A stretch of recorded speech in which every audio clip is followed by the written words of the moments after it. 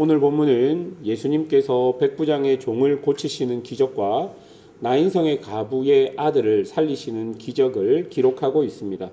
먼저 백부장의 종을 고치는 이야기입니다.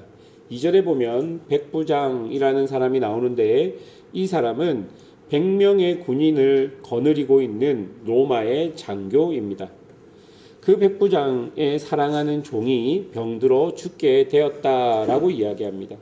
그리고 그 백부장은 예수님의 소문을 듣고 유대 장로들에게 사람을 보내어 예수님께 고쳐달라 요청하기를 원합니다. 이에 유대 장로들이 그 요청을 들어 간절히 예수님께 구합니다. 그리고 4절 하반절에 보니까 그 유대 장로들은 이 일을 하는 것이 이 사람에게는 합당하다라고 이야기하며 예수님께서 유대인들을 대표해서 로마 백부장에게로 가서 그 종을 고쳐주는 것이 합당한 일이라고 그렇게 이야기합니다.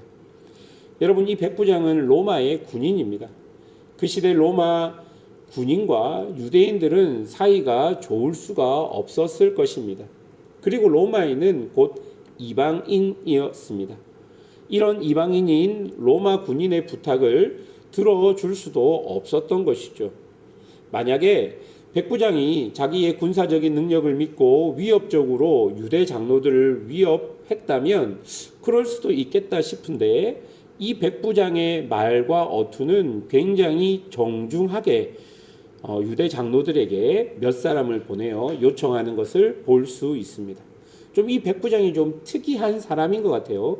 그 시대의 일반적이거나 보편적인 로마의 군인들과는 좀 다른 모습을 본문은 기록하고 있습니다. 이 백부장은 종을 사랑했다라고 나왔고, 그리고 그 종을 위해서 자신의 명예를 걸고 다른 사람에게 요청했다라는 것도 좀 그 시대 다른 백부장들과는 좀 다른 모습이었던 것이죠. 그리고 5절에 보니까 뭐라고 이야기하냐면요. 그가 우리 민족을 사랑하고 또한 우리를 위하여 해당을 지었나이다 라고 유대 장로들이 이야기를 합니다. 이 백부장은 유대 민족을 위해 그렇게 하였던 것이죠. 그래서 유대 장로들은 이 백부장으로부터 받은 은혜를 갚기 위해서 그가 이방인이고 로마 군인이지만 그를 돕기로 결정하고 그 돕는 것을 합당하다고 여겼던 것입니다. 다시 말해서 백부장에게 은혜를 받았으니 응당 그 은혜를 갚아야 한다라고 유대 장로들이 생각했던 것이죠. 그런데 여러분, 사실 유대인이었던 예수님이 로마 장교의 집으로 가는 것은 쉽지 않았습니다. 하지만 예수님은 그 장로들의 부탁을 받고 함께 그의 집으로 향해 가고 있었던 것이죠. 그런데 6절입니다. 예수께서 함께 가실새 이에 그 집이 멀지 아니하여 백부장들이 벗을 보내어 이르되 주여 수고하지 마옵소서 내 집에 들어오심을 나는 감당하지 못하겠나이다. 여러분, 이 구절을 보면요, 유대 장로들은 백부장을 도와주는 것이 합당하다라고 말했지만 로마 백부장은 뭐라고 이야기합니까? 나는 감당하지 못하겠나이다. 즉 이 말은 합당하지 않습니다 라는 것입니다.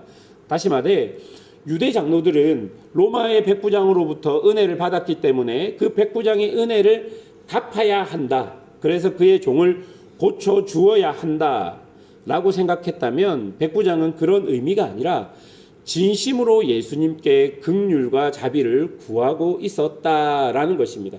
여러분, 이 부분이 참 중요하다고 생각합니다. 장로들의 생각은 응당 백부장이 은혜를 받을 자격이 되어서 그에게 은혜를 주어야 한다라는 것이었다면 이 백부장의 생각은 그게 아니라 자신은 은혜 받을 자격이 되지 않습니다. 그럼에도 불구하고 예수님의 자비와 긍휼을 나에게 좀 달라라는 그 말을 하고 있다라는 것입니다. 여러분, 이 차이가 굉장히 중요하다라는 것입니다. 우리 모든 사람은 사실 은혜 받을 만한 자격이 되지 않습니다. 우리가 하나님을 위해서 이것도 했다, 저것도 했다, 저것도 했다라고 말하지만 그것을 통해서 내가 하나님 나에게 마땅히 은혜를 주셔야 한다 생각하지만 사실 우리가 한 일과 하나님께서 우리에게 은혜를 주신 것을 비교하자면 비교가 안 될 정도로 하나님의 은혜가 큽니다. 마땅히 우리는 은혜 받을 자가 아니라 은혜 받지 못할 자입니다. 그런데 하나님께서 아무 조건 없고 이유 없이 오직 당신의 사랑과 자비와 긍휼로 우리에게 은혜를 주셨던 것이죠. 바로 그것이 백부장이 가졌던 믿음입니다. 예수님은 그의 겸손, 즉 자신이 은혜 받을 만한 자격이 되지 않는다는 것, 그리고 그의 확신, 말씀만으로도 종을 치유할 수 있다는 것에 놀라십니다. 그리고 뭐라고 말씀하십니까? 이스라엘 중에 이런 믿음을 본 적이 없다라고 말합니다. 여러분, 여기서 말하는 믿음은 무엇입니까? 나의 어떠함이 아니라 우리 구주 예수님의 자비와 긍휼, 그의 어떠함으로 내가 살 수 있다는 믿음이 바로 여기서 말하는 믿음입니다. 우리 모두는 은혜 받을 자격이 있지 않습니다. 우리가 어떤 사람이든 간에 우리는 은혜 받을 사람들이 못 됩니다. 그러나 하나님께서는 우리에게 그런 은혜를 주시고 우리를 살리신 것입니다. 그렇기 때문에 우리가 가져야 되는 마땅한 마음은 하나님께서 주신 은혜가 응당 내가 잘해서 주는 것이 아니라 오직 자비와 긍휼로 나에게 주어진 것임을 내가 깨달아야 한다라는 것이죠. 그리고 본문은 나인성 가부 아들의 죽은 사건을 보여줍니다. 가부에게 아들은 자신의 보호자입니다. 남편도 잃은 여인이 이런 아들조차 잃었다는 것은 정말 의지할 곳이 하나도 없게 되었다라는 상황을 말하고 있습니다. 아들이 죽었고 가부는 고통스러웠습니다. 그런 가부의 고통은 그 성의 많은 사람들에게도 고통이었습니다. 그런 상황들을 보시고 예수님은 이렇게 말합니다. 13절과 14절 보십시오.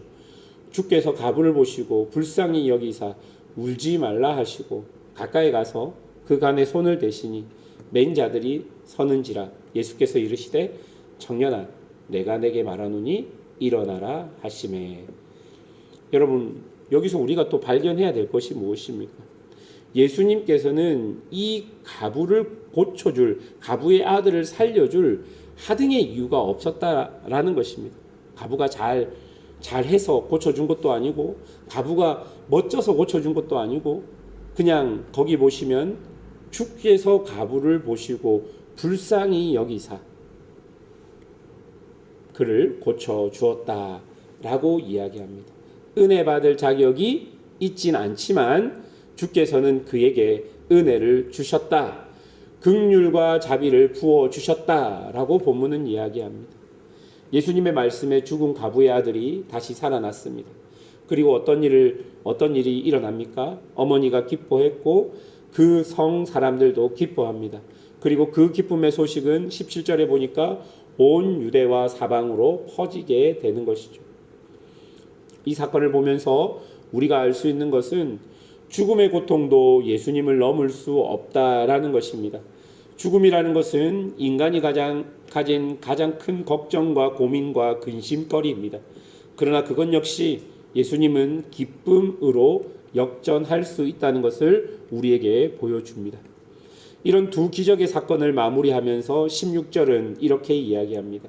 모든 사람이 두려워하며 하나님께 영광을 돌려 이르되 큰 선지자가 우리 가운데 일어나셨다 하고 또 하나님께서 자기 백성을 돌보셨다 하더라. 여러분, 모든 사람이 두려워한다라는 의미는 하나님의 임재에 대한 인간의 반응입니다. 즉 예수님께서 계시는 곳에 곧 하나님이 계신다라는 의미인 것이죠. 그리고 그 하나님께서 그들 가운데 계시면서 무엇을 하십니까? 하나님께서 자기 백성을 돌보셨다 하더라. 하나님께서는 예수님을 통해 아무런 은혜 받을 만한 자격이 주어지지 않은 우리에게 예수님을 통해 자비와 긍휼과 은혜들을 부어 주셨다. 그것이 바로 16절에 하나님께서 자기 백성을 돌보셨다라는 의미가 될 것입니다. 예수님은 철저하게 자기 자신의 삶을 통해서 자신을 드러내는 것이 아니라 하나님을 드러내고 하나님께 영광되는 삶을 사셨고 온전히 하나님의 뜻을 이루는 삶을 사셨다라는 것이 오늘 본문이 증거하고 있다는 것입니다. 사랑하는 성도 여러분, 우리는 은혜 받을 자격이 없는 사람들입니다.